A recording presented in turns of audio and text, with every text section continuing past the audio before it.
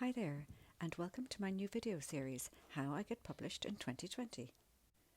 This short video is an introduction to where I am in the writing and publishing process currently, and why I aim to be published by the end of the year. It will also show you how following my journey may help you if you have a creative goal this year as well. Hi there, I go by the name The Celtic Storyteller. I am an unpublished writer with one completed book and one book with 3 chapters complete, and a determination to get one or both of these projects published this year. I invite you to join me on this journey if you are interested to know how I intend to do this, and if you're happy to follow someone whose story isn't perfect and who's learning as they go along. Right now, I'm going to give you a very brief background on where I am in my own writing story.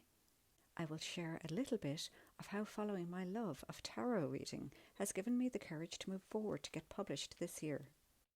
And I will tell you how using what I have learnt might help you too.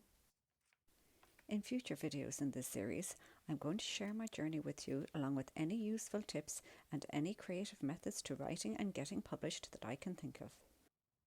So, what will you get out of following this?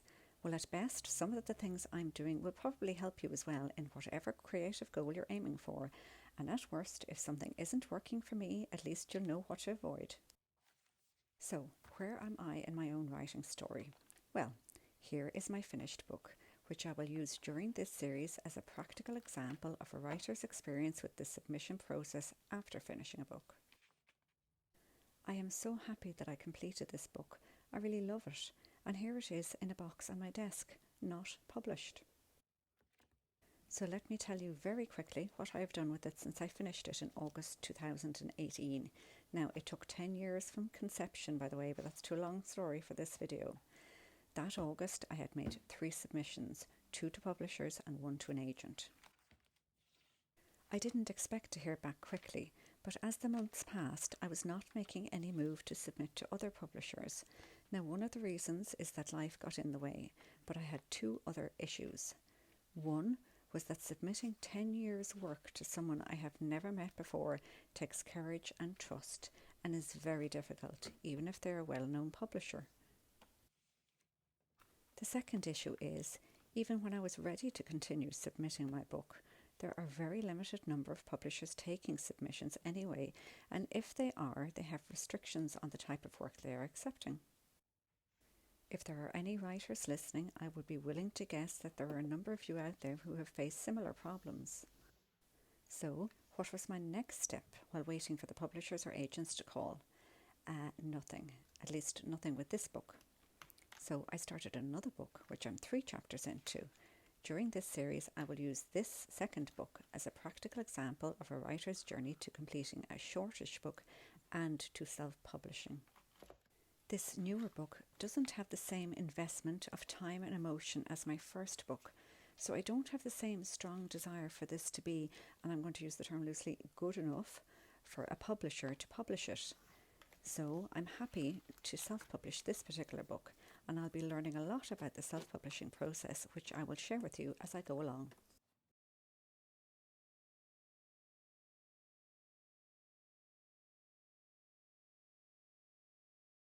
And now let me explain what tarot has to do with writing. So, fast forward to the next year, August 2019, 1 year after my book submissions, I had some time off again, and did I pick up my second book or start on book 2 of my first book? No, I didn't. In short, that year I had also been drawn to learning more about tarot, something I have been interested in since I was very young, and in August I set up a page on Instagram and I posted free mini tarot readings.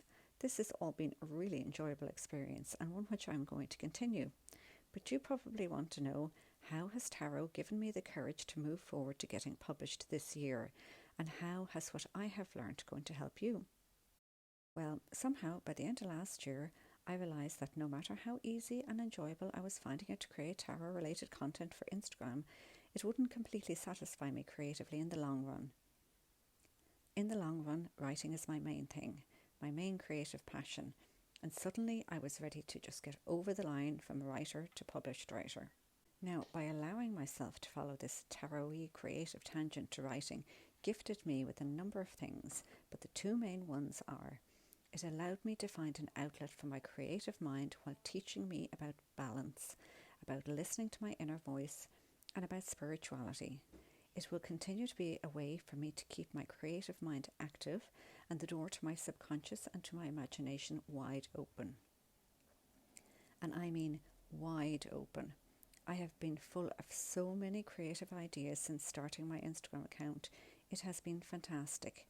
And by including a little bit of tarot and oracle reading in this series, I will give you a gift too. So how is this a gift?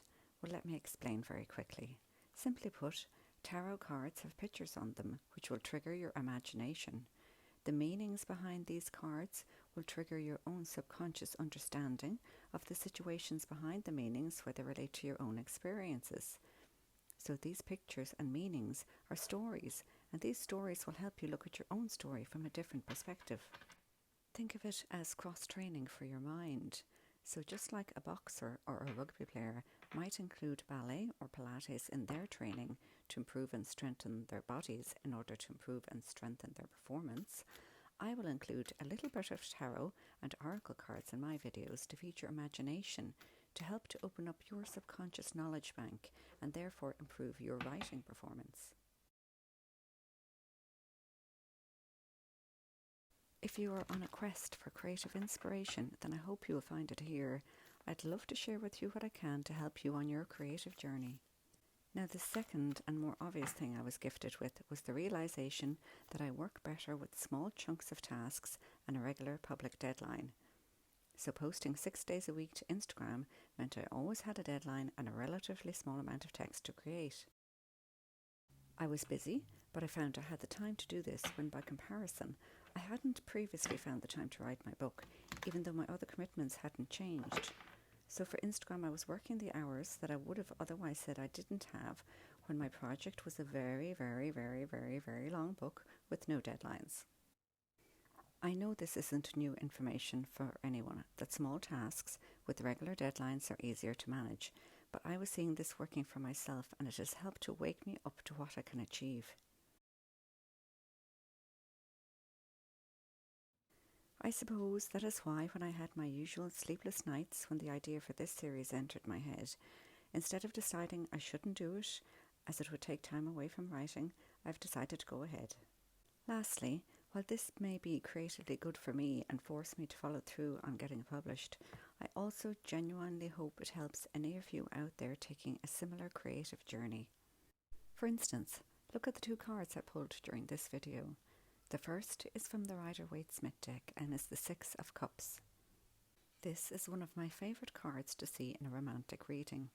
It can suggest that your thoughts are turning to someone from your past who you shared a loving bond with, and that this person may show up in your life again. I think a reconnection like this would feel like returning home after a long journey to a place you wish you had never left. I like that it turned up today, because the second book I am working on deals with a relationship just like this from the protagonist's past. The second card I have drawn is called Clear Endeavour, and it's from Nature's Whisperers Oracle Cards deck with illustrations by Josephine Wall. Wait until I read out the first few lines from the Oracle Guidebook by Angela Hartfield. It is so fitting. Something you truly desire requires a bigger commitment from you. This could be physical, emotional, or mental. Identify what your needs are at this time, actually commit to this goal, and be willing to put in the time to make it become a reality. Commitment plus hard work will assist in bringing your goals to completion. So that's my story so far, and explains why a writer on YouTube is using tarot cards and why a tarot card reader on Instagram is also a writer. The next video in this series will focus on the beginning, how to get started on the road to published author, whether you're starting your book from scratch, from the middle, or the end. But if you have any kind of creative project on the go, this may be helpful to you as well. There may be bits of what I cover that will benefit you, so you're welcome to pop by for the next video and see what you can take from it. So that's it for my short intro to me and this series. Thanks so much for listening. If following my journey is something that would interest you, I would love if you went ahead and hit the subscribe button below. There is probably a bell there somewhere too, So go ahead and hit that if you can bear any more notifications in your life. I hope to get the first video out pretty soon after this one goes live. That's all I have for today's video. Slán go fóill, which is bye for now in Irish. I'm wishing you all the best.